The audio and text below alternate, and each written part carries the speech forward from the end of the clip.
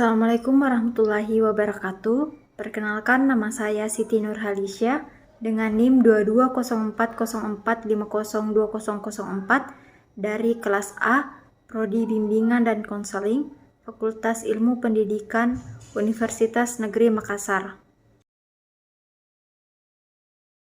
Materi yang akan saya bahas yaitu yang pertama, tipologi yang terutama berdasarkan nilai kebudayaan teori Edward Spranger, dan materi yang kedua yaitu psikologi analitis yaitu teori Carl Gustav Jung.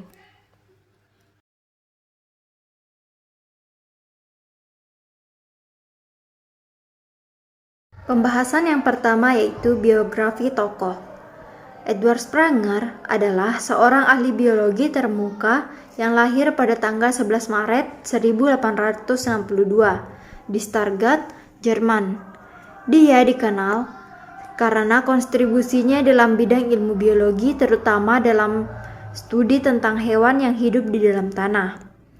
Spranger mulai tertarik pada ilmu biologi sejak usia muda dan mengambil pendidikan di Universitas Tübingen. Setelah lulus, dia melanjutkan studi doktoralnya di Universitas Heidelberg dan meraih gelar doktor pada tahun 1887. Selama studinya, Spranger sangat terkesan dengan penelitian Darwinisme dan evolusi. Salah satu karya terkenal Spranger adalah identifikasi dan penelitian lebih lanjut tentang kelompok hewan yang hidup di dalam tanah seperti cacing tanah dan serangga tanah. Dia mendokumentasikan berbagai spesies dan mempelajari adaptasi unik mereka terhadap lingkungan tanah. Penelitian ini memberikan pemahaman yang lebih baik tentang ekosistem tanah dan interaksi antara organisme-organisme yang hidup di dalamnya.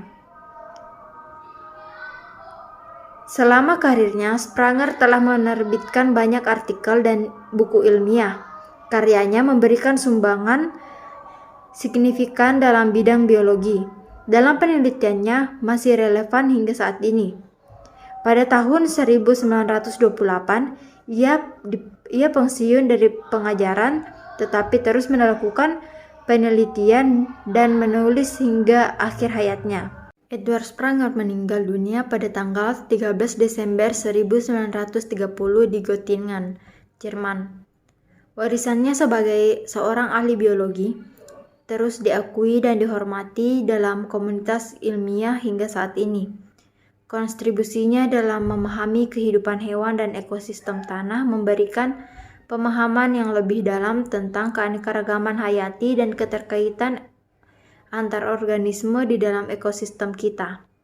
Konsep dasar pokok-pokok teori Spranger. Pokok pikiran Spranger mengenai kepribadian manusia singkatnya adalah sebagai yang dikemukakan berikut ini.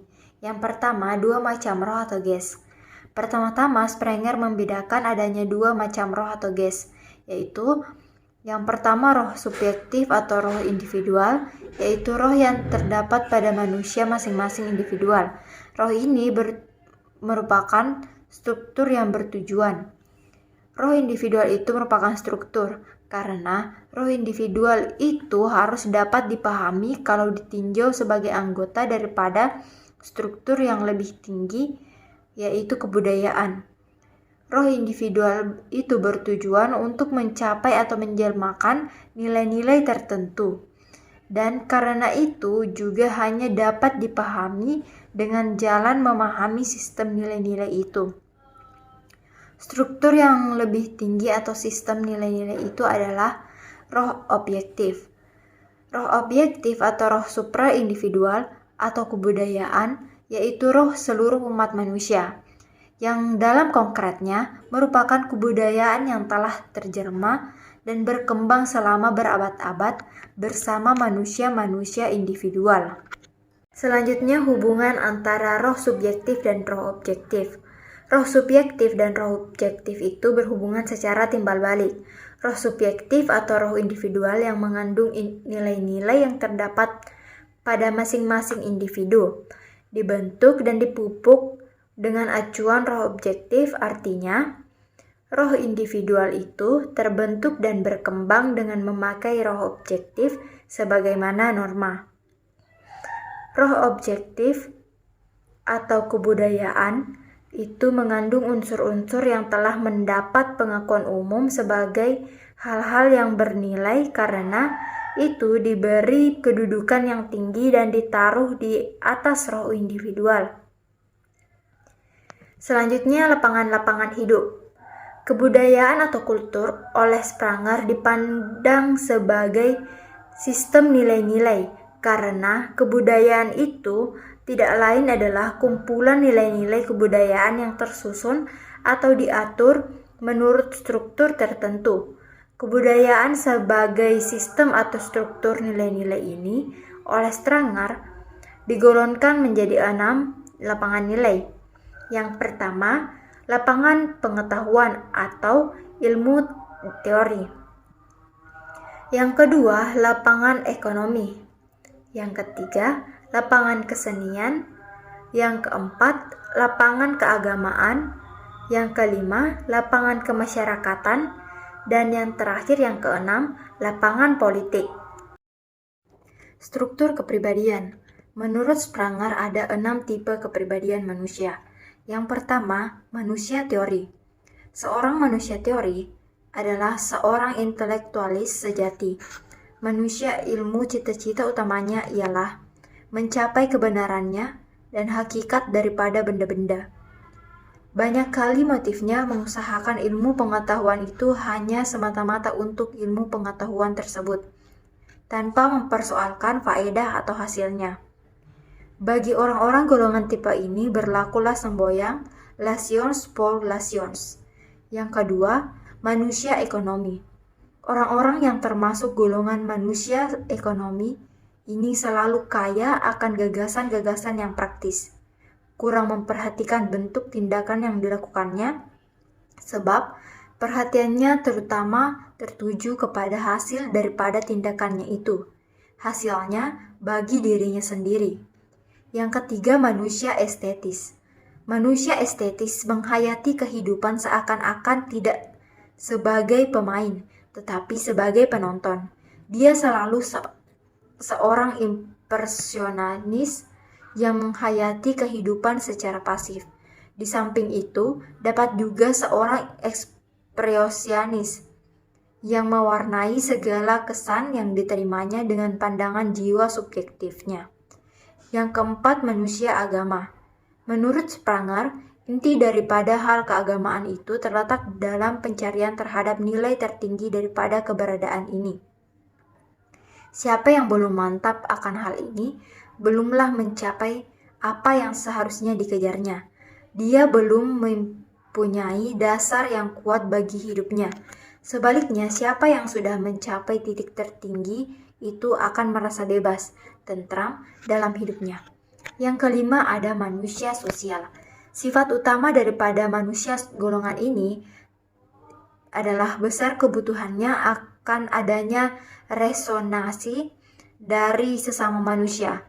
Butuh hidup di antara manusia-manusia lain dan ingin mengabdi kepada kepentingan umum.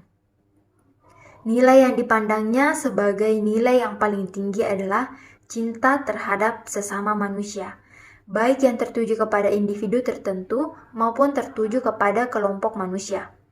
Yang keenam, ada manusia kuasa. Manusia kuasa bertujuan untuk mengejar kesenangan dan kesadaran akan kekuasaannya sendiri. Dorongan pokoknya adalah ingin berkuasa. Semua nilai-nilai lain yang diabadikan kepada nilai-nilai yang satu itu. Kalau manusia ekonomi mengejar penguasaan akan benda-benda, maka manusia kuasa mengejar penguasaan atas manusia. Dalam teori kepribadian Spranger, ada pribadi sehat dan tidak sehat. Pribadi sehat, pada pribadi sehat, masing-masing tipe kepribadian yang ada dalam teori Spranger memiliki perkembangan yang seimbang. Individu dengan pribadi sehat akan memiliki pemahaman diri yang baik, mampu beradaptasi dengan berbagai situasi, dan memiliki tingkat keseimbangan yang optimal antara kebutuhan dan nilai-nilai yang ada. Contohnya, seorang yang memiliki rasa ingin tahu tinggi, tipe teoritis, untuk memahami dunia, mampu berkontribusi secara ekonomis dalam mencapai tujuan keuangan tipe ekonomis, menghargai keindahan dalam seni dan musik, memiliki kemampuan berkomunikasi dan kerjasama yang baik tipe sosial, mampu mempengaruhi dan memimpin orang lain tipe politik atau tipe kuasa, serta memiliki pemahaman spiritual atau tipe agama. Adapun pribadi tidak sehat, pada pribadi tidak sehat, salah satu atau beberapa tipe kepribadian secara dominan menguasai dan menghambat perkembangan tipe kepribadian lainnya. Hal ini dapat mengarah pada ketidakseimbangan, ketegangan internal, dan kesulitan dalam berinteraksi dengan orang lain. Contohnya, seseorang yang hanya fokus pada kekuasaan dan kekayaan, tipe ekonomis, tanpa memperhatikan aspek lain kehidupan, mengabaikan hubungan sosial dan keindahan, serta kurangnya refleksi dan pemahaman spiritual, tipe religius atau agama.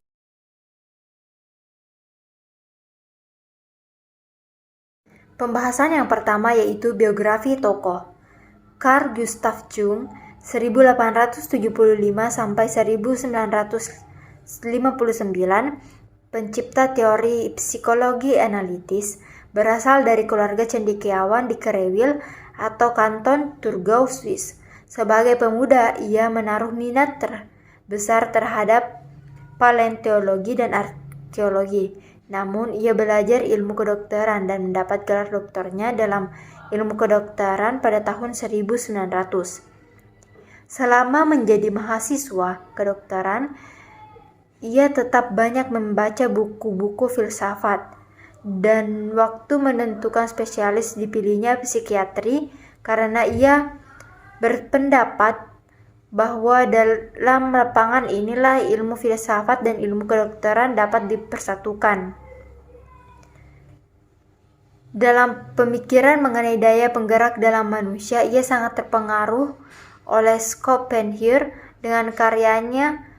Dalam buku tersebut dikemukakan soal kemauan sebagai unsur tak sadar dalam kepribadian manusia yang mendorong manusia di luar pemikiran yang dirasanya lebih tepat dari Edward von Hartmann dalam karyanya yang sangat terkenal pada tahun 1869. Konsep dasar teori Jung. Carl Gustav Jung adalah seorang psikolog Swiss yang terkenal dengan teori-teori dan konsepnya dalam bidang psikologi analitis. Jung mengembangkan perspektif yang melibatkan aspek-aspek psikologis yang lebih dalam dari pikiran dan perilaku manusia. Salah satu konsep dalam psikologi analitis Jung dalam pikiran kolektif. Menurut Jung, pikiran kolektif adalah lapisan bawah sadar di dalam pikiran individu yang terdiri dari pola-pola pikiran simbol dan mitos yang diwarisi oleh manusia dari generasi ke generasi. Pikiran kolektif memberikan landasan bagi pola-pola pikiran dan perilaku yang universal dan bersifat lintas budaya. Konsep lain yang penting dalam psikologi analitis Jung adalah arketipe. Arketip mengacu pada pola-pola pikiran dasar yang ada dalam pikiran kolektif. Arketip merujuk pada citra atau simbol universal yang terkait dengan emosi dasar dan pengalaman manusia. Jung mengidentifikasi beberapa arketip umum seperti arketip ibu, arketip ayah, arketip bayi, arketip bayangan, dan banyak lagi. Arketip membantu menjelaskan pola-pola pikiran dan perilaku manusia yang sama-sama dijumpai di berbagai budaya. Jung juga mengembangkan konsep kepribadian yang terdiri dari 3 komponen, yaitu ego, personal unconscious, dan collective unconscious, Ego adalah bagian sadar yang melibatkan identitas dan kesadaran seseorang individu. Personal unconscious adalah lapisan bawah sadar yang berisi pengalaman-pengalaman pribadi yang terlupakan atau diabaikan. Sedangkan collective unconscious adalah lapisan bawah sadar yang lebih mendalam dan berisi pola-pola pikiran universal yang diwarisi oleh manusia. Selain itu, Jung juga menggunakan konsep sinkronitas yang menggambarkan hubungan kebetulan yang tidak dapat dijelaskan antara peristiwa-peristiwa. Jung menganggap sinkronitas sebagai contoh manifestasi dari pikiran kolektif yang mempengaruhi kehidupan individu. Jung juga dikenal dengan konsep individuasi yang mengacu pada proses pengembangan dan pencapaian potensi individu yang unik.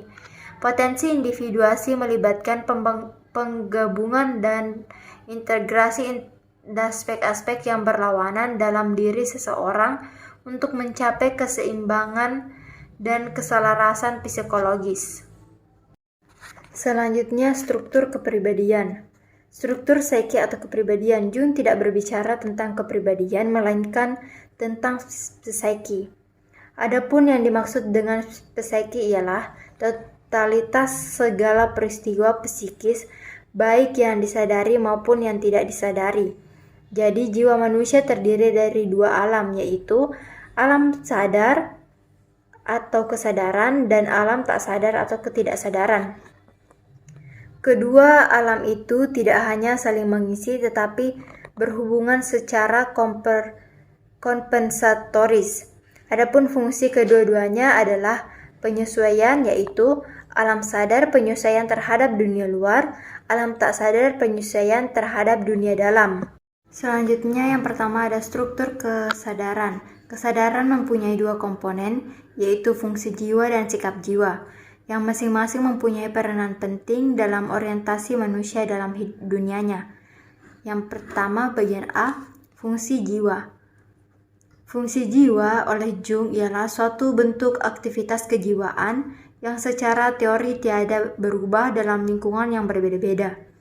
Jung membedakan 4 fungsi pokok, yang 2 rasional, yaitu pikiran dan perasaan.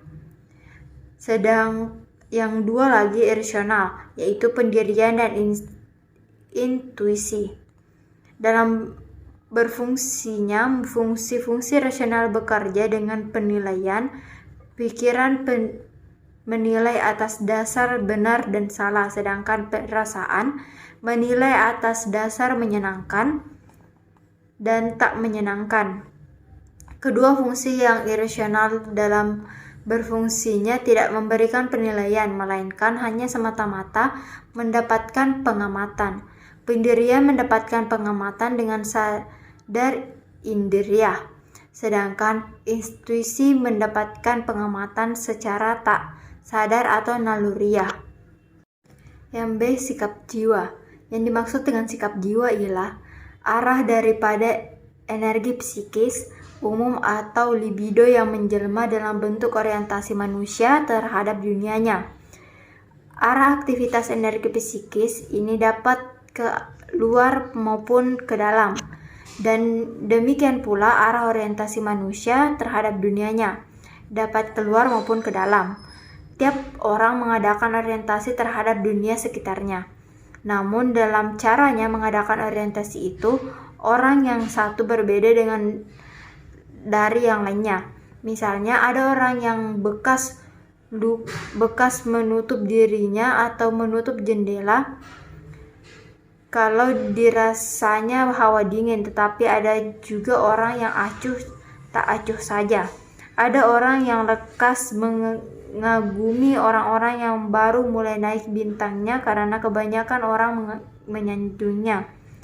Tetapi sebaliknya ada juga orang yang tidak karena ia berpendapat bahwa tidak semua yang dikagumi oleh orang itu pantas dikagumi.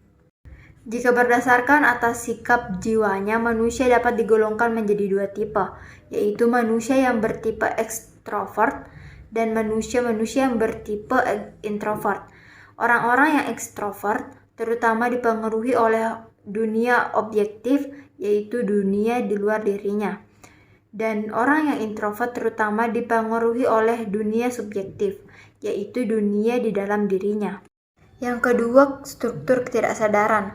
Ketidaksadaran mempunyai dua lingkaran, yaitu ketidaksadaran pribadi dan ketidaksadaran kolektif. Ketidaksadaran pribadi berisikan hal-hal yang diperoleh oleh individu selama hidupnya. Sedangkan ketidaksadaran kolektif mengandung isi-isi yang diperoleh selama pertumbuhan jiwa seluruhnya, yaitu pertumbuhan jiwa seluruhnya jenis manusia melalui generasi yang terdahulu. Pengetahuan mengenai ketidaksadaran itu diperoleh secara tidak langsung, yaitu melalui manifestasi daripada isi-isi ketidaksadaran itu. Manifestasi ketidaksadaran itu dapat berbentuk simptom dan kompleks, mimpi, dan arkiptus. Pribadi sehat dan tidak sehat menurut teori Jung. Menurut Jung, pribadi sehat adalah individu yang memiliki keseimbangan antara aspek individu dan kolektif dalam diri mereka. Mereka mampu mengintegrasikan dan mengelola berbagai aspek kepribadian mereka dengan baik. Contohnya, pribadi sehat menurut Jung adalah individu yang memiliki kesadaran diri yang tinggi, mampu menghadapi konflik internal dengan baik, dan memiliki hubungan yang harmonis dengan orang lain. Mereka juga mampu mengakui dan menerima baik sisi terang maupun sisi gelap dalam diri mereka. Pribadi tidak sehat menurut teori Jung adalah individu yang mengalami ketidakseimbangan antara aspek individu dan kolektif dalam diri mereka. Mereka mungkin terjebak dalam pola pikir atau perilaku yang tidak sehat, seperti kecenderungan untuk mengabaikan bagian-bagian tertentu dari diri mereka atau mengidentifikasi diri mereka terlalu kuat dengan kelompok atau norma sosial tertentu. Contoh pribadi tidak sehat menurut teori Jung adalah individu yang terlalu tergantung pada persetujuan orang lain, merasa terisolasi atau tidak memiliki identitas yang jelas, atau mengalami konflik batin yang intens antara berbagai aspek kepribadian mereka. Dalam teori Jung, tujuan utama terapi adalah membantu individu mencapai keseimbangan antara aspek individu dan kolektif dalam diri mereka. Terapis dapat bekerja dengan individu untuk mengidentifikasi dan memahami bagian-bagian yang tidak sehat dari diri mereka, serta membantu mereka mengintegrasikan dan mengelola aspek-aspek tersebut dengan baik.